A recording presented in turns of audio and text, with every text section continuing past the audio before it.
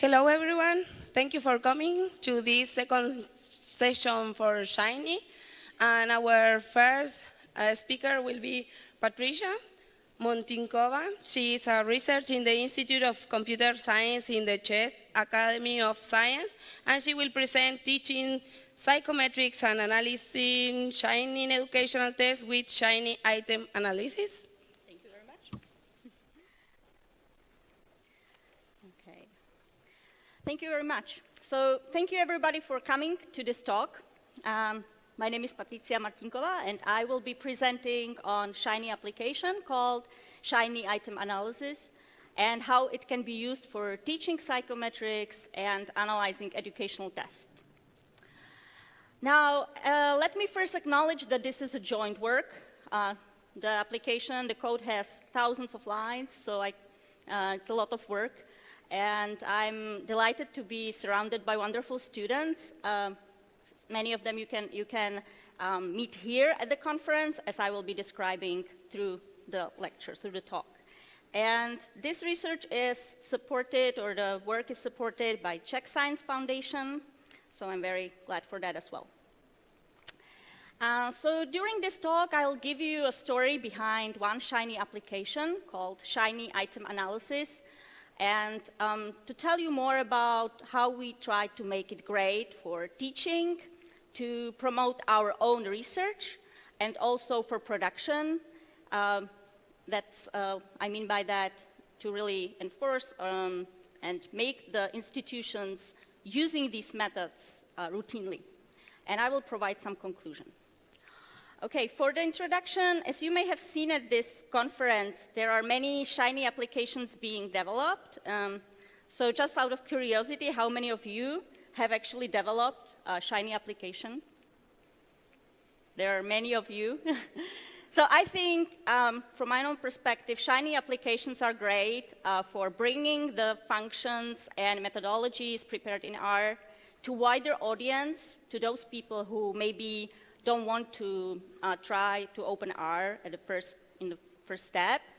And so I think that's mainly why it's great. But everybody has their motivation for creating your Shiny application. So here is ours. First of all, it's the development of admission tests. That's actually the topic of the grant, which funded this work. And let me explain that while in big testing companies, such as Educational Testing Service or College Board, there are big teams of people who develop admission tests. In Czech Republic, it's usually the faculties themselves who write items and who prepare the admission tests. We also have different tests at different universities. So, for example, there are more colleges or schools of medicine, but each of them has their admission test. So there is a need for these methodologies to bring them to these faculties, to help them to prepare better tests. Similar thing is happening everywhere, maybe even in countries where psychometrics is used more often. It's happening in regular classroom use, or tests for regular classroom use. We have been collaborating with a group of biology educators who are developing their own tests, and they also want to validate their tests. While the need of good tests, here it's obvious, you want to select the best students. Here it may not look so obvious, but it's also important to have very good tests in daily classroom use to keep students interested in the subject, and also to avoid discrimination of minorities, to understand better why some group is a disadvantage in these types of item, and so on. So sooner or later you find out that there is so much work to be done that you cannot accomplish that all by yourself, so you need actually to teach the models and concept. And that's another thing that in Czech Republic is not very well developed. There is actually no program of educational measurement or psychometric. And students from College of Education usually don't use R, so that was one more motivation. And finally, last but not least, we also want to promote our own research in psychometric and promote it to audience which maybe doesn't necessarily use R. So there was this need of a user-friendly and freely available tool. And that's what we came with. It's called Shiny Item Analysis. And while I'm speaking, you can actually download the application. You can download the R package from CRAN. The newest version is there right now. We usually keep the newest version on GitHub, so you can also download it from GitHub. But what is more important, even if you are not using R, you can actually go online, either to our server at Institute of Computer Science in Prague, and you can just try the application right away without need of installing R or running any code. We also have some mirrors. One of them is at ShinyApps.io to make this faster. Okay, so this is how the application looks like. It has some intro page at the beginning with description of its functionalities. And there are these sections, and each of them is covering a certain subject or concept in development of educational tests in psychometrics. We try to make it step by step and provide lots of explanations and interpretations. Okay, so in this section, let me try to tell you more about how we try to make the application better for teaching. So first of all, who do we teach? Lots of these functions were used in course of item response theory, so students of educational measurement. There will be a course next autumn as well, and we expect that especially students from College of Education, psychology fields, and so on, might not know any R, at least not at the beginning. But more than that, we want to explain these functionalities and these concepts to faculties who develop their tests, or actually university stakeholders, because we want to convince the universities that these methods are important for their test development. So what are some helpful features? I think it's very important if your application has some interactive plots. It has example data set, but also it allows to upload your own data, which is very important. We show modal equations to explain the concepts, but also we provide interpretation of your own results. So if you get an estimate of discrimination of this, what it actually means. The application allows you to download plots, generate extensive reports. That is very important. And another thing is we don't want to take people from R, but rather to bring them to R. So that's why we also provide sample R code. Okay, let me show you just some of the screenshots. I have the application on here, but maybe I'll just go through the screenshots to make sure that it's all can be shown and it's running. So here is the screen for the data. Here you can select one of the 4 example data sets. 2 of them are simulated data sets, and 2 of them are real data sets. Down here you can upload your own data. The data is in a form that you have in rows. You have your students. In columns there are answers to each item, usually in multiple choice format. Then you have some key.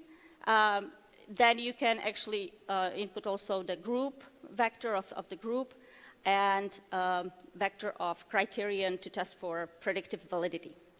What I mean by interactive plots, here is one for a histogram. This is actually very good for reporting, for creating even report for individual student. The student can see how many students reached the same number of points, how many did worse and how many did better. There are some summary statistics. Now, for the institution or for the person who is developing the test, it's important to see how each item is actually functioning. So in this, what is called traditional item analysis, we just provide difficulties, and these are the red bars showing the hardest item on the left, the easiest, which is answered correctly by most of the students on the right. And discrimination, how well does the item discriminate between the top third and bottom third of the students. Now, when on this plot some of the items ends up having a very small discrimination, You might want to research or search why is that happening. So you can look at individual items. Here you can go through all the items. And this plot shows you how each of the options is functioning. So the correct one should have the highest percentage of selection by the top third of students. Here it should be low. And then while the wrong answers or the distractors should be decreasing. Here you see that this one is actually not selected by many students at all. Okay, here you can also increase the number of groups. And we are getting to this concept of models because usually when we work with universities, people who prepare tests, this is where they usually would end. But we want to make them actually using statistical models. So here is just the model of simple logistic regression. Here are, again, the percentages. And now you can fit a line, a single line, describing or predicting the probability of choosing the correct answer. We get through concepts such as that instead of the total score, you can have here its standardized version, and you can actually change the parameterization a bit. We always provide the equations down here at the bottom. I will maybe showing that a bit later. And we also account for probability of guessing. That means students with very low ability are still able to guess the item. And during this step-by-step process, model by model, where the equation is provided down here at the bottom, the estimates are provided and their explanation, we get to what is called item response theory models, which are used in the field. These are conceptualized as the nonlinear mixed effect models. We basically say, well, now instead of having the total score here, you actually have a latent variable, some random effect. And again, we provide equations, explanations. These plots are for each item. Now the parameters of the item are estimated jointly or together with latent ability. The latent ability is now estimated a bit, it's more precise, and you can actually easily equate, link different versions of tests and so on. So it's very good to bring these concepts to test developers. And as I mentioned, we want to bring people to R. So each of the concepts that is provided here is also presented, or there is an R code. So you can open a session, an R session, and just copy paste this code, and it will be running for you right away because all the data sets are in packages. The packages are here at the beginning, so everything should be running. We also have these training sections. Here it is, you can play with different item response theory models by selecting different parameters for your item. So for example, here is the discrimination that gives the slope, guessing is the lower limit, inattention up here, and the difficulty is now depicted by the position of the curve. So students can play with that as well. Okay, so that would be teaching. Now let me move towards the research. How we use Shiny item analysis to promote our own research. I think if you want to widespread your novel methodology, you can first write a scientific paper. And if you are an R user, you might want to provide R code. Even better to provide a data set. And if the R code is too long, you can even provide functions and accompanying R package.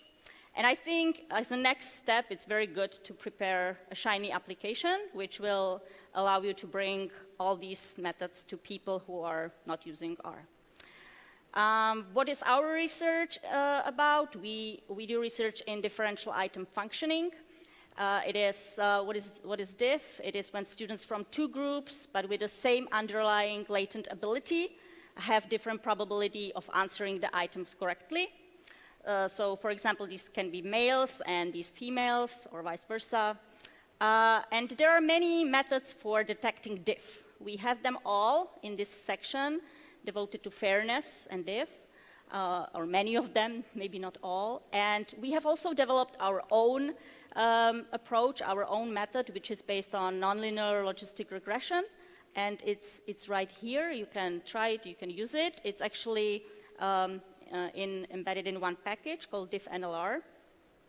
And also, you can look at how the different options are being selected.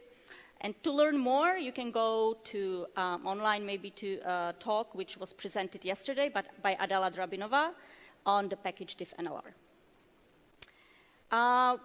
In one publication which just came out, we were also showing why testing for differential item functioning is important, because it can happen in the field of educational test development, especially in classroom assessments. When they validated the test, they would argue that to check for fairness, you would look at how different groups are performing in mean of total score. And in this paper, we are arguing that it can happen that there is a difference in total score, yet all the items function the same for the two groups. And also, we prepared a simulated data set, which is available in the application, which shows that it can actually happen that one group, here is males, here females, for example, can have exactly the same distributions of total scores, yet it can happen that there is an item which is functioning differently. So that's also present in the application. Okay, let me move towards the last section, and that's about what we call production. Basically, we want the institutions to use these methods. So what we prepared is an automatic report generation. It is available here in this last section of the Shiny application. Here you can choose what type of report do you want, PDF or HTML. And you can choose which methods you want to include. And then an extensive report is generated for you, which consists of all these sections. And this is very useful for universities as a tool. They can easily check their items. If we make workshops for them, so they can read these graphs and these tables easily then. How it works, actually, I will just tell you that there is a poster, right, and it's still hanging there, by Jakub Hodek, who is also here, and you can talk more with him or the rest of the team about how this was generated. Okay, let me make a conclusion now. So, as I have shown you, the Shiny item analysis is a Shiny application and an R package for interactive and step-by-step analysis of educational tests. It is useful for teaching, especially of psychometrics and educational measurement. Some important features are that it offers example data sets, but you can also upload a new data set or your own. It provides visualizations, interpretations of results, and sample R code. It is also very useful for generating reports for supplied data, for example, of admission tests. And we also use it to promote our own research in differential item functioning and DDF detection. You can try it here. If you have any questions or comments, I will be very happy to answer. And thank you very much for your attention.